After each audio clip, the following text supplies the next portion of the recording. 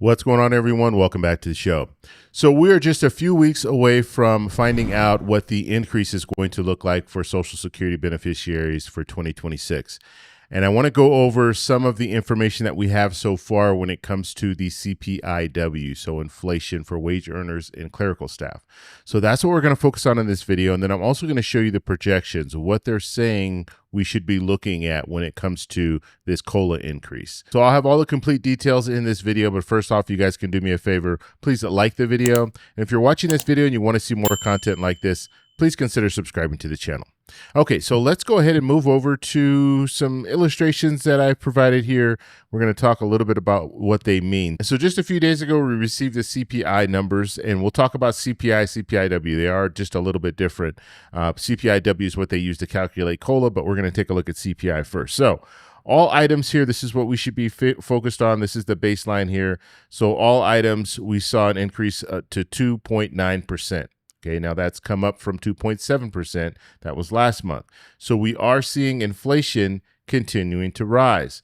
This is something that we don't want to see, because when inflation rises, that means that the cost of products are more expensive. And this is not what we want to see. We want to see inflation actually go down. So this 2.9% or 2.7% that we saw last month, we want to see that down around 2%. That's at least what the Federal Reserve wants to see. And we have not seen that yet. We got down close, and then it started to increase again. And now we're sitting at 2.9% on the border of 3%. So let's take a look at some of the different items here that they are showing as increase. Okay, so we see housing. Housing is 4%. And when they say 4%, they're talking about year to year. Okay, so last year, housing was 4% less expensive than it is today. Okay, that's what that's showing there. Other goods and services is plus 3.9%. Medical care is plus 3.4%. Food and beverage is plus 3.1%. And then we went over all items already. Recreation is plus 2.3%. Transportation is plus 0.9%. Education is plus 0.3%. And then apparel is plus 0.2%. And then in this illustration here, this is showing us inflation, so CPI. This is also showing us core CPI. So core CPI is plus 3.1%. Now core, they take out food and energy, okay, because food and energy tend to be the most volatile. Now, as I stated, the Federal Reserve, they want inflation at around 2%, and we're not there. And not only are we not there, but we're going in the wrong direction. You see this, you see it ticking up, keeps ticking up every month. And so that is not a good sign. And we know the Federal Reserve is probably going to cut interest rates next week. And we know by them cutting interest rates, that could mean that inflation is going to go up even higher. But right now, the Federal Reserve is concerned about jobs. They're concerned about the unemployment rate. They're seeing that that is increasing. They're looking at the jobs numbers every month, and they're seeing that there's a decrease in our economy. There's a decrease. We're slowing down. And let me show you this. This is some more information that was coming out. And it says here the number of people filing new claims increased to 263,000 in the most recent week. So we're seeing, and look at this. If we go back, so this is September, if we go back to October of 2024, we saw a similar number.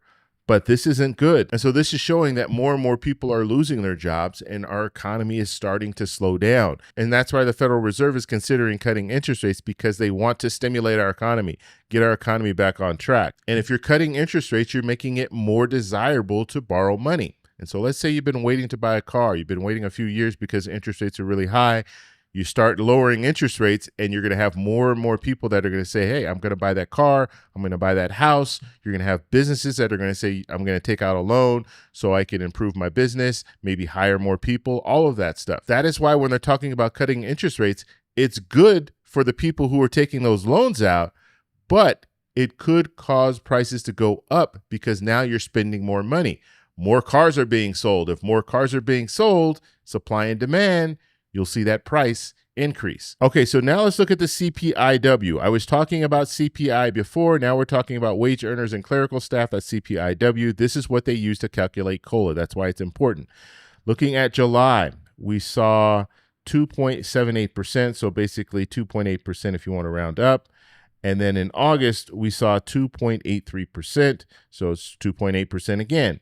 Now, looking at some of the projections, this is what's important for people who are receiving Social Security benefits and they're interested in finding out what is COLA going to look like for 2026. And so we saw roughly a 2.8% in July. We saw another 2.8% in August. What are we going to see in September? And so if CPIW goes up, let's say 2.9% or even 3%, then we'll be around this area here where we're looking at averages. And the Senior Citizens League, their average is about 2.7%. That's what they're projecting right now.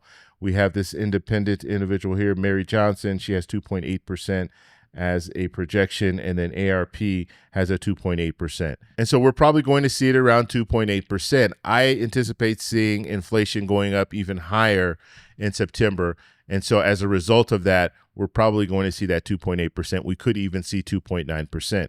Now, what does this mean in the big scheme of things when we're talking about what your increase is going to look like? Well, if we're looking at retired workers on average, their Social Security benefit is $2,008.31. When it comes to all people that are receiving Social Security benefits, so now you're including retired workers, you're including SSDI, you're including survivor benefits. Now we're looking at about $1,864.87. And so on average, Social Security beneficiaries are probably looking at about a $50, maybe $56 increase to their benefits. That isn't much. And you also have to look at the fact that Medicare Part B will be going up. It's going to be, I think, between $20 and $21. So they're going to be taking $21 from you. You're going to see an increase of $56 minus that $21. So you're going to be in the neighborhood of $30 increase for 2026, which is not much. And when you're looking at the cost of groceries and things like that, it's not going to help a lot. But I wanted to bring this information to you. I will be back in a few weeks and we'll talk about what the actual numbers are. The second week of October, that's when they will release that information. And so I'll have that information for you. So make sure you subscribe and hit that little bell notification. If you guys have any questions, let me know in the comments below. That's all I have for this video. Thanks for watching. So that's all we have for this video. Make sure if you guys want to send me an email, you can do that, david@thetecshow.com. Like the video, subscribe for more, and check out these videos over here for some more great content. Talk to you later. Bye.